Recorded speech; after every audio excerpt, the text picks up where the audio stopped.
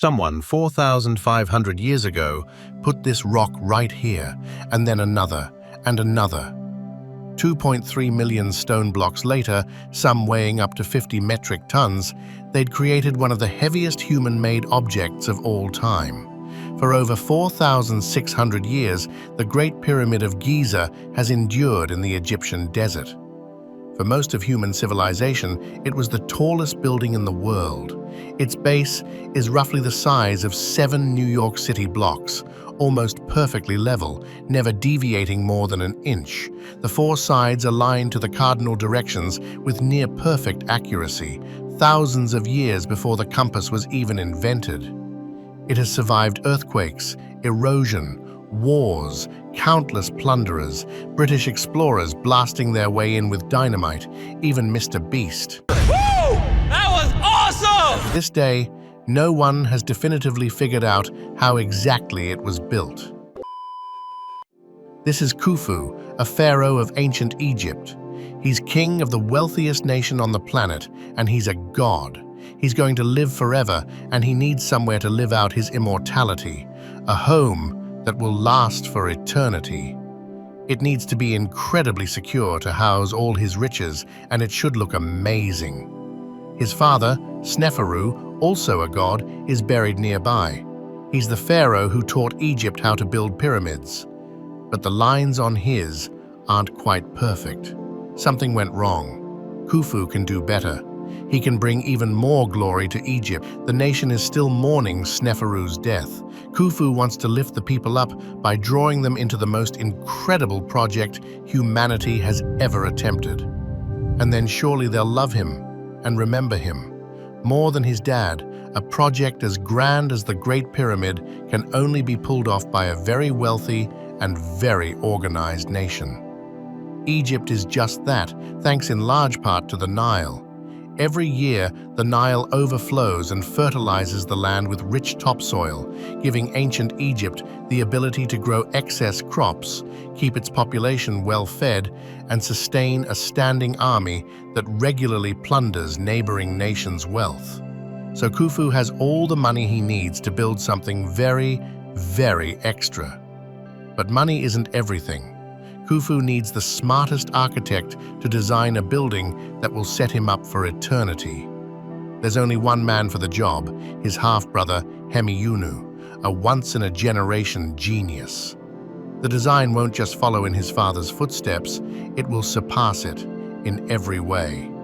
He envisions a pyramid far grander, more complex, and more secure than anything built before, a true quantum leap in architectural mastery. Hemiunu plans to build a pyramid primarily out of solid stone, with 3 burial chambers inside and passageways leading to each. The first is built underground in case Khufu dies early. The second will be hidden behind a false wall so nobody can plunder the riches inside. Leading to the third and highest burial chamber is a majestic corridor with stunningly high corbelled ceilings, the Grand Gallery. The king's chamber will be breathtaking, a chance for Hemiunu to flex. It'll be huge by ancient Egyptian standards, built entirely from pink granite monoliths, quarried far away in Aswan, fitted together so precisely you couldn't slip a razor blade between them. Inside a granite sarcophagus, Khufu will finally be laid to rest. Once complete, the pyramid will be encased in perfectly smooth white limestone, dazzling in the sunlight and gleaming in the moonlight. Finally, a golden capstone will be placed on top. Once all is in place, Khufu will be ready for eternity. Hemiunu doesn't have time to waste. The pyramid should be built as quickly as possible, so that at least one burial chamber is ready before Khufu's mortal self dies. He's aiming for a timeline of 20 years, which will require up to 25,000 builders, a significant portion of ancient Egypt's population of about 1 million. So a great recruitment drive begins. But how exactly did they do it? Nobody knows. The debate's been raging for hundreds of years, and researchers constantly uncover new archaeological evidence and bizarre engineering quirks that give birth to new theories. There are theories supported by scientific research and tons of dubious theories relying on wild speculation. We've broken down 3 scientific theories about what the Egyptians' secret could be in order of difficulty. Imagine you and some co-workers have to hoist a block as heavy as a double-decker bus, 130 meters into the air. The only tools your boss gives you are rope, wood, and rubble. If you've got something heavy to move somewhere high, the simplest way is to drag it up a ramp. You tie it with rope, get help from as many people as can fit, and heave it up together. As the pyramid grows, the ramp would be raised and extended. Easy. No crazy advanced machinery necessary. Most Egyptologists have traditionally supported the external ramp theory. There's loads of archaeological evidence that ancient Egyptians used big ramps for construction all the time. But there's no consensus on the size, shape, and incline of such a ramp. After a certain height, the theory starts to fall apart. To move a 2-ton block up a slope, you need about 12 workers. As the pyramid grows, your ramp either needs to become steeper or longer. You want that incline as gentle as possible, or workers will start dropping like flies. The remains suggest most were in decent but not spectacular health. Everyday people, not elite athletes. Many died before 40 due to incredibly hard work. Engineers calculate 8% is the steepest incline for average workers. Consequently, the ramp has to become longer. To reach the pyramid's full 147-meter height at a gentle enough incline, the ramp would need to be way more than 1 kilometer long, requiring a few million tons of material, up to 3 times the volume of the entire pyramid. Remains of such an enormous ramp haven't been found, and it would take thousands of workers decades just to build it. Decades Khufu doesn't have to spare. There's a way to keep the ramp shorter. Build a corkscrew ramp spiraling around the sides like a road winding up a mountain. Every time the pyramid grows, the ramp grows with it, and eventually becomes part of the pyramid itself. That would explain why we haven't found ramp remains. But it comes with new problems. The pyramid's triangular faces need to be maintained at precisely 51.9 degrees from bottom to top. Surveyors need to measure constantly. If you're off by even centimeters at the bottom, the top could be off by meters. Since the spiral ramp blocks your sight, it's almost impossible to ensure all the lines are actually straight, which would leave you with a crooked pyramid. And the Great Pyramid is in fact not crooked. This brings us to theory number 2. It's the late 90s. A French engineer, Henri Houdin, is watching a documentary about the pyramids. It explains construction with the external ramp theory, but Henri is skeptical. To his engineering mind, it doesn't make sense. He calls up his architect's son, Jean-Pierre Houdin, and asks his opinion. Jean-Pierre is intrigued. Without knowing much about ancient Egypt or even visiting the pyramid, he starts puzzling over other ways the blocks could have been lifted. He labors over it obsessively for years until he's ready to share it with Egyptologists. Most ignore him. He's an outsider in a field notorious for gatekeeping, but his theory has since gained traction because Houdin has put himself in Hemiunu's shoes, thinking through every last detail. His theory could even explain how the heaviest granite beams might have been moved without needing 600 workers to haul them. Here's a concise version. Hemiunu does use an external ramp for the first part, up to around 60 meters, but he doesn't build a basic rubble ramp. His ramp is made of limestone blocks that will later compose the upper layers. That would explain why we haven't found ramp remains. They're right there in front of us. The short external ramp builds the widest, lower levels and hauls the heavy granite beams that compose the king's chamber. But hundreds of workers hauling a 50-ton block in a small space is logistically challenging. So Houdin believes Hemiunu used the long 46-meter grand gallery as an ingenious counterweight system. It would have been built opposite the external ramp, and its size and slope would be leveraged with counterweights to assist workers in getting granite up to the king's chamber. The grand gallery is a weird space that puzzled archaeologists for a long time. Why it's so tall, so narrow, and why it has stone benches running along the inside. Houdin believes it helps move impossibly heavy stones by functioning like a railroad track. The stone benches are actually rails for carts on wooden rollers. Remember, no wheels. Essentially, a huge granite block at the bottom of the external ramp would be attached with rope to a trolley car loaded with heavy blocks at the top of the Grand Gallery. When the trolley cars rolled down, the heavy granite block would be pulled up the ramp. There's even evidence of scuffing from repeated impact of something heavy in the Grand Gallery. To start building the rest from the inside out with an internal ramp, kind of like a driveway spiraling up inside a parking garage. This second ramp would have been built from the bottom up with an incline of about 7%, going straight up until it hits one side, where it makes a sharp left and continues up another side at the same incline. The ramp continues zigzagging up the pyramid, with flights getting shorter as the pyramid narrows. From bottom to top, the internal ramp is over 1 kilometer long. Moving heavy blocks up an incline is manageable, especially using a sled over smooth limestone. But each time the ramp turns a corner, workers have the enormously difficult task of pivoting the heavy stones.